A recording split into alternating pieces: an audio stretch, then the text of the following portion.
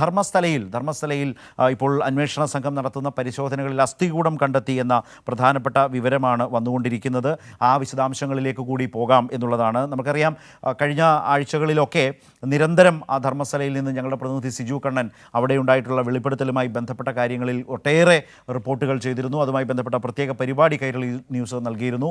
ഗുരുതരമായ വളരെ ഞെട്ടിപ്പിക്കുന്ന വെളിപ്പെടുത്തലാണ് അവിടുത്തെ ശുചീകരണ തൊഴിലാളിയുടെ ഭാഗത്തു നിന്ന് വന്നത്. നൂറുകണക്കിന് സ്ത്രീകളെ, പെൺകുട്ടികളടക്കമുള്ള സ്ത്രീകളെയാണ് പീഡിപ്പിച്ച ശേഷം, ബലാത്സംഗം ചെയ്ത ശേഷം മറ്റും കൊലപ്പെടുത്തി മറവു ചെയ്തത് എന്ന് വെളിപ്പെടുത്തിയിരുന്നു. സാക്ഷി പറഞ്ഞ 6-ാം പോയിന്റിലാണ് ഇപ്പോൾ അവിടെ പരിശോധനയിൽ നിന്നാണ് അസ്ഥികൂടം കണ്ടെത്തിയത് എന്ന പ്രധാനപ്പെട്ട വിവരമാണ് വരുന്നത്. കർണാടക സർക്കാർ, സിദ്ധരാമയ്യ സർക്കാർ വളരെ ഗുരുതരമായി ആരോപണം ഉയർന്നിട്ടും വെളിപ്പെടുത്തൽ വന്ന ശേഷവും തണുപ്പൻ സമീപനമാണ് സ്വീകരിച്ചത്. അന്വേഷണ സംഘത്തെ രൂപീകരിച്ചിരുന്നില്ല.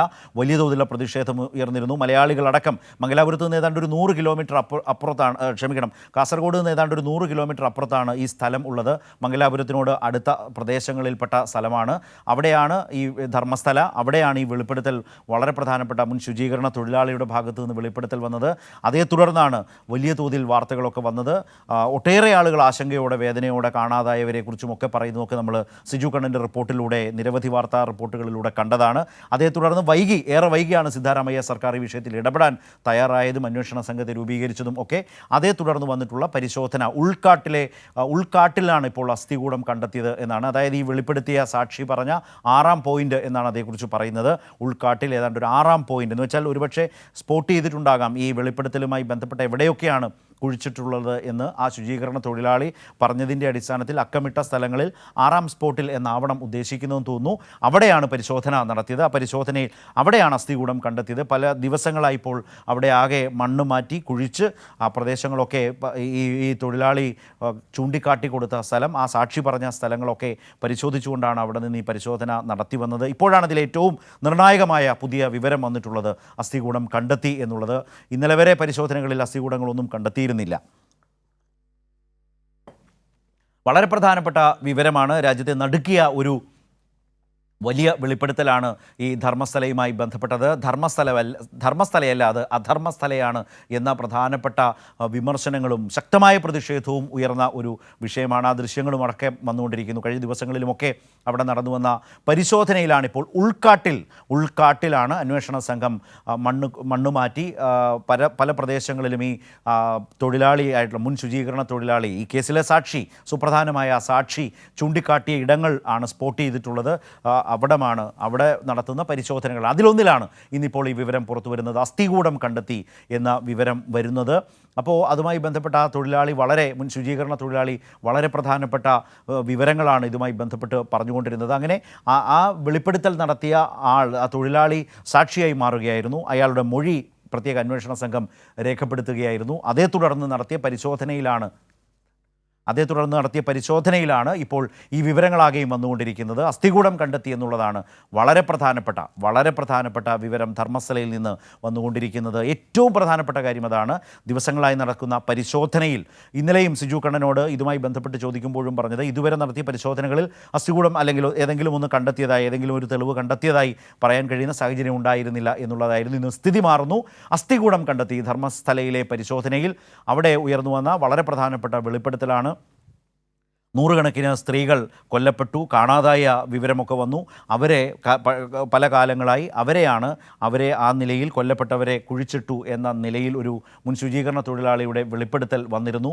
അവിടെ ആ വിഷയത്തിൽ മുമ്പ് സൂചിപ്പിച്ചതുപോലെ കർണാടക സർക്കാരിൻ്റെ ഭാഗത്തു നിന്ന് ഇങ്ങനെ ഗുരുതര വെളിപ്പെടുത്തൽ വന്ന സാഹചര്യത്തിൽ അതിനനുസൃതമായൊരു നടപടി ഉണ്ടായിരുന്നില്ല എന്ന വലിയ വിമർശനം പരക്കെ ഉയർന്നിരുന്നു. അതിനെല്ലാം ശേഷം ഒരു അന്വേഷണ സംഘത്തെ രൂപീകരിച്ചു. ആ സംഘം നടപടികളുമായി മുന്നോട്ട് പോയപ്പോഴാണ് ധർമ്മസ്ഥലയോട് ചേർന്നുള്ള ഉൾക്കാട്ടിൽ, ആ ജനവാസ മേഖലയോടടുത്ത് തന്നെയുള്ള ഈ ഉൾക്കാടുകളിലാണ് പരിശോധന നടത്തി വന്നത്. പരിശോധനയിലാണിപ്പോൾ അസ്ഥികൂടം കണ്ടെത്തി എന്ന പ്രധാനപ്പെട്ട വിവരം ധർമ്മസ്ഥലയിൽ നിന്ന് വരുന്നത്.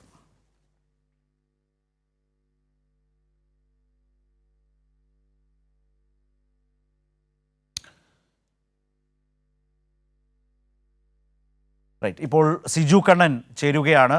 വളരെ പ്രധാനപ്പെട്ട ഈ വാർത്തയുടെ വിശദാംശങ്ങൾ കൂടുതലായി പങ്കുവെക്കുന്നതിനായി. സിജു, കഴിഞ്ഞ കുറേ ദിവസങ്ങളായി അവിടെ തങ്ങി വാർത്തകൾ റിപ്പോർട്ട് ചെയ്തയാളാണ്. വളരെ പ്രധാനപ്പെട്ട വെളിപ്പെടുത്തലാണ് ആ ശുചീകരണ തൊഴിലാളിയായിരുന്ന ആ തൊഴിലാളി നൽകിയത്. അതിൻ്റെ അടിസ്ഥാനത്തിലാണ് അന്വേഷണ സംഘമൊക്കെ വന്നത്. കഴിഞ്ഞ ദിവസങ്ങളിലെ പരിശോധനയിൽ ഒന്നും കണ്ടെത്തിയിരുന്നില്ല. ഇന്നലെ നമ്മൾ സംസാരിക്കുമ്പോൾ സിജു അത് പറയുന്നുണ്ടായിരുന്നു. ഇന്നിപ്പോൾ വരുന്ന വളരെ സുപ്രധാനമായ വിവരം അസ്ഥികൂടം ഈ പരിശോധനയിൽ കണ്ടെത്തിയെന്നാണല്ലോ. ഇത്തരത്തെ 4ാമത്തെ ദിവസത്തെ പരിശോധനയിലാണ് വളരെ നിർണായകമായ തെളിവുകൾ ധർമ്മസ്ഥലയിൽ നിന്ന് ലഭിക്കുന്നത്. ഇപ്പോൾ 6ാമത്തെ സ്പോട്ടിൽ അടയാളപ്പെടുത്തിയ ഭാഗത്ത് നടത്തിയ പരിശോധനയിലാണ് നിർണായകമായ തെളിവുകൾ ലഭിക്കുന്നത്. അസ്ഥികൂടത്തിന്റെ ഭാഗങ്ങൾ ലഭിച്ചിട്ടുണ്ട് എന്നാണ് മനസ്സിലാക്കുന്നത്. ഇതിൽ തലയോട്ടി ഒഴികെയുള്ള ഭാഗമാണ് ഇപ്പോൾ ലഭ്യമായത് എന്നാണ് വിവരം. നമ്മൾ കഴിഞ്ഞ ദിവസം കണ്ടതാണ്. ഈ പ്രദേശങ്ങളിൽ അടയാളപ്പെടുത്തിയ ഭാഗങ്ങളിലെല്ലാം തന്നെ കൃത്യമായി സുരക്ഷ ഒരുക്കിക്കൊണ്ട് ആ ഭാഗങ്ങളിൽ പരിശോധന നടത്തി വരികയായിരുന്നു. ആദ്യഘട്ടത്തിൽ നേത്രാവതി സ്നാനഘട്ടിന്റെ ഭാഗത്തുള്ള 8 പോയിന്റുകളിൽ പരിശോധന നടത്താനാണ് തീരുമാനിച്ചത്. അതിൽ 6ാമത്തെ പോയിന്റിൽ എത്തുമ്പോഴാണ് നിർണായകമായ വിവരം ലഭിക്കുന്നത്. ഇപ്പോൾ അവിടെ നിന്ന് പരിശോധിച്ച ഈ അസ്ഥികൂടം വിശദമായ പരിശോധനയ്ക്കായി മാറ്റുമെന്നാണ് മനസ്സിലാക്കുന്നത്. തലയോട്ടി ലഭ്യമായിട്ടില്ല. 5 അടി വരെ താഴത്തേക്ക് കുഴിച്ചുകൊണ്ടുള്ള ഒരു പരിശോധനയാണ് കഴിഞ്ഞ ദിവസങ്ങളിൽ നടത്തിയത്. ആദ്യ ദിവസങ്ങളിൽ തൊഴിലാളികളെ ഉപയോഗിച്ചുകൊണ്ട് പരിശോധന നടത്താനാണ് തീരുമാനിച്ചിരുന്നത്. പക്ഷെ അത് പരാജയപ്പെട്ടതിനെ തുടർന്ന് ചെറിയ മണ്ണുമാന്തി യന്ത്രങ്ങൾ ഉപയോഗിച്ചുകൊണ്ടാണ് ഈ ഭാഗത്ത് പരിശോധന നടത്തുന്നത്. ഈ മുഖ്യ സാക്ഷി, അതോടൊപ്പം തന്നെ റവന്യൂ ഉദ്യോഗസ്ഥർ, ഫോറൻസിക് വിദഗ്ധരെല്ലാം തന്നെ സ്ഥലത്ത് എത്തിയിട്ടുണ്ട്. ഇവരുടെ സാന്നിധ്യത്തിലാണ് ഈ പരിശോധന ഇപ്പോൾ നടത്തിക്കൊണ്ടിരിക്കുന്നത്.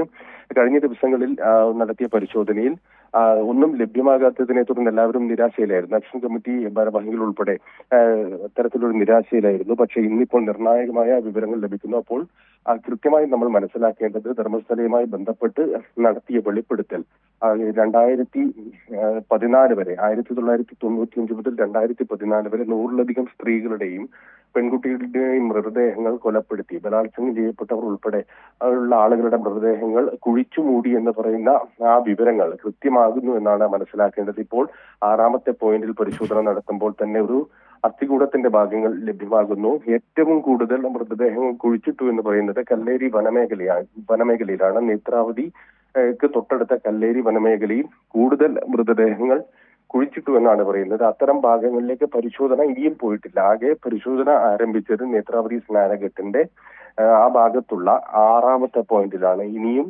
അടയാളപ്പെടുത്തിയതിൽ 9 പോയിന്റുകൾ പരിശോധനയ്ക്കായി ബാക്കിയുണ്ട്. ശരത്.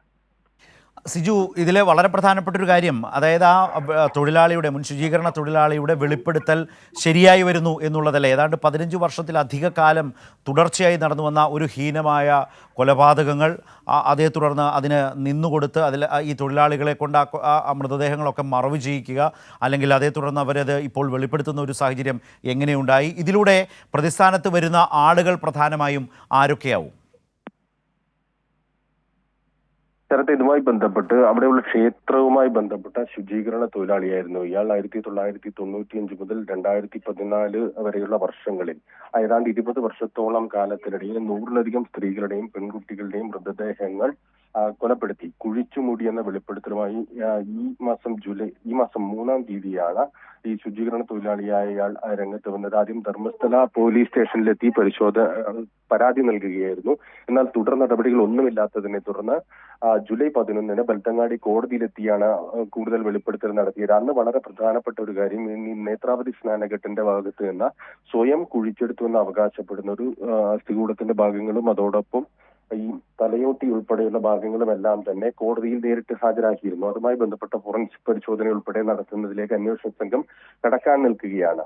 കൃത്യമായും ഈ തൊഴിലാളി വെളിപ്പെടുത്തിയ കാര്യങ്ങളെല്ലാം സത്യമാണ് എന്ന് തെളിയുന്ന രീതിയിലേക്കാണ് കാര്യങ്ങൾ എത്തുന്നത്. നേരത്തെ ആദ്യഘട്ടത്തിൽ പരിശോധന നടത്തിയപ്പോൾ അന്വേഷണ ഉദ്യോഗസ്ഥർ ഇദ്ദേഹം പറയുന്നത് കള്ളമാണ് എന്ന തരത്തിലുള്ള ഒരു സമീപനം ഇതുമായി ബന്ധപ്പെട്ട് മുഖ്യസാക്ഷിയുമായി ബന്ധപ്പെട്ട് സ്വീകരിച്ചിരുന്നു. എന്നാൽ പറയുന്നത് മുഴുവൻ സത്യമാണ്, ഈ ഭാഗത്ത് കുഴിച്ചു നോക്കണം, 5 അടിയിലധികം താഴ്ചയിൽ പരിശോധന നടത്തണമെന്നുൾപ്പെടെ ഈ സാക്ഷി ആവശ്യപ്പെട്ടിരുന്നു. റവന്യൂ വകുപ്പ് ഉദ്യോഗസ്ഥരോടൊപ്പം തന്നെ ഫോറൻസിക് ഉദ്യോഗസ്ഥർ എല്ലാവരും തന്നെ ഒപ്പമുണ്ടായിരുന്നു. മുഖ്യസാക്ഷി മുഴുവൻ സമയവും ഈ പരിശോധനയുടെ ഭാഗമായി ഇവിടെയുണ്ട്. ഉന്നത തലത്തിൽ സ്വാധീനമുള്ള ആളുകളാണ് ഇതുമായി ബന്ധപ്പെട്ട് പ്രതിസ്ഥാനത്തേക്ക് വരുന്നത്, ആരോപണ വിധേയരാകുന്നത് എന്നുള്ളതാണ്. അവരുടെ പേര് വിവരങ്ങൾ വെളിപ്പെടുത്തുന്നതിന് കോടതിയിൽ നിന്ന് നിലവിൽ അത്തരം പരാമർശങ്ങൾ ഉപയോഗിക്കുന്നതിന് ഒരു വിലക്ക് ബാംഗ്ലൂർ കോടതിയുടെ ഭാഗത്തു നിന്ന് മാധ്യമങ്ങൾക്കെല്ലാം തന്നെ ലഭിച്ചിട്ടുണ്ട്. അതുകൊണ്ട് അത്തരം ആ രീതിയിലേക്ക് നമ്മൾ ആരോപണ വിധേയർ എന്ന തരത്തിൽ അവരുടെ പേര് വിവരങ്ങൾ കൃത്യമായും ഇപ്പോൾ നൽകുന്നതിന് ചെറിയ പരിമിതികളുണ്ട്. ഏതായാലും ആ മാധ്യമ വിലക്കിനെതിരെ നിയമ പോരാട്ടം ഇതുമായി ബന്ധപ്പെട്ട് യൂട്യൂബ് ചാനലുകൾ ഉൾപ്പെടെ ആരംഭിച്ചിട്ടുണ്ട്. അത്തരം നിയമ പോരാട്ടങ്ങൾ കൂടി ഇതിന്റെ ഭാഗമാണ് എന്നുള്ളതാണ്. ഉന്നത തലത്തിൽ കേന്ദ്ര സർക്കാരിലും അതോടൊപ്പം തന്നെ കർണാടക സർക്കാരിലും എല്ലാം തന്നെ വലിയ സ്വാധീനമുള്ള ആളുകളാണ് ഇതിന്റെ പിന്നിൽ എന്നാണ് ആക്ഷൻ കമ്മിറ്റി ഭാരവാഹികൾ ഉൾപ്പെടെ പറയുന്നത്. ഏതായാലും ഈ മുഖ്യസാക്ഷിയുടെ വെളിപ്പെടുത്തലുമായി ബന്ധപ്പെട്ട് ഒരു തെളിവ് കൃത്യമായി ലഭിക്കുന്നു. അദ്ദേഹം പറഞ്ഞ കാര്യങ്ങൾ കൃത്യമാണ് എന്ന തരത്തിലേക്ക് കാര്യങ്ങൾ എത്തുന്നു എന്നുള്ളതാണ്. 6ാമത്തെ പോയിന്റിൽ നേത്രാവതി സ്നാനഘട്ടിൽ നടത്തിയ പരിശോധനയിലാണ് ഇപ്പോൾ നിർണായകമായ തെളിവുകൾ ലഭിക്കുന്നത്. നേത്രാവതി സ്നാനഘട്ടിന്റെ പരിസരത്ത് 8 പോയിന്റുകളാണ് അടയാളപ്പെടുത്തിയിരുന്നത്. ഈ 8 പോയിന്റുകളിലേക്ക് പൂർണ്ണമായും പരിശോധന എത്തിയിട്ടില്ല. അതോടൊപ്പം തന്നെ മറ്റ് 4 പോയിന്റുകൾ വരുന്നത് സംസ്ഥാന പാതയുടെ വശത്താണ്. ഈ നേത്രാവതി സ്നാനഘട്ടിന്റെ തൊട്ടപ്പുറത്ത് സംസ്ഥാന പാതയുടെ വശങ്ങളിലാണ് മറ്റ് 4 പോയിന്റ്. അതായത് ഈ 4 പോയിന്റ് എന്ന് പറയുന്നത് മൃതദേഹങ്ങൾ കുഴിച്ചിട്ടുവെന്ന മുഖ്യസാക്ഷി പറയുന്ന പോയിന്റുകളാണ്. അങ്ങനെ 12 പോയിന്റുകൾ അവിടെയും പിന്നീട് മറ്റൊരു ഇടയിലേക്കുള്ള ഒരു ചെറിയ റോഡിന്റെ വശത്താണ് 13ാമത്തെ പോയിന്റ്. വളരെ പ്രധാനപ്പെട്ട പോയിന്റുകൾ അടയാളപ്പെടുത്താനുള്ളത് കല്ലേരി വനമേഖലയിലാണ്. കല്ലേരിയിലെ ഒരു പെട്രോൾ പമ്പിനടുത്ത് നിന്ന് 500 മീറ്റർ മാറി ഈ വനമേഖലയിൽ നിരവധി മൃതദേഹങ്ങൾ കുഴിച്ചിട്ടു എന്നാണ് പറയുന്നത്. അതിൽ ഈ വെളിപ്പെടുത്തൽ വളരെ നടുക്കുന്ന വെളിപ്പെടുത്തലാണ് ഉണ്ടായിരുന്നത്. കാരണം ബലാത്സംഗത്തിനിരയായി കൊല്ലപ്പെട്ട പെൺകുട്ടികൾ ഉൾപ്പെടെയുള്ള ആളുകളുടെ മൃതദേഹങ്ങൾ കുഴിച്ചിട്ടു. സ്ത്രീകളുണ്ട്, അതോടൊപ്പം തന്നെ പുരുഷന്മാരും കൊല്ലപ്പെട്ടവരിലുണ്ട് എന്നുൾപ്പെടെയുള്ള വലിയ വെളിപ്പെടുത്തലാണ് അന്ന് നടത്തിയിരുന്നത്. എല്ലാവരും രാജ്യം തന്നെ നടുങ്ങി നിൽക്കുന്ന തരത്തിലേക്കാണ് ആ വെളിപ്പെടുത്തൽ പുറത്തു വന്നത്. ഇപ്പോൾ ഏതായാലും ഈ മുഖ്യസാക്ഷിയുടെ വാദങ്ങളെ ഗണ്ണിക്കുന്ന തരത്തിൽ പലതരത്തിലും രാഷ്ട്രീയ ആരോപണങ്ങൾ ഉൾപ്പെടെ ഉന്നയിച്ചിരുന്നു. BJPയുടെ MLAയും അതോടൊപ്പം തന്നെ കർണാടകയിലെ പ്രതിപക്ഷ നേതാവുമായ R. അശോക ഇത് കേരളത്തിന്റെ ഒരു ഗൂഢാലോചന, കേരള സർക്കാരിന്റെ ഗൂഢാലോചനയാണ് ഇതിന് പിന്നിൽ എന്ന തരത്തിൽ വിചിത്രമായ വാദവുമെല്ലാമായി ബന്ധപ്പെട്ട് കഴിഞ്ഞ ദിവസം രംഗത്ത് വന്നിരുന്നു. എന്നാൽ അത്തരം ആരോപണങ്ങൾക്ക് അടിസ്ഥാനമല്ല. ഈ സാക്ഷി പറയുന്നതിൽ വസ്തുതകളുണ്ട് എന്നാണ് ഈ ആദ്യ തെളിവുകൾ ലഭിക്കുമ്പോൾ മനസ്സിലാക്കേണ്ടത്. ശരത്.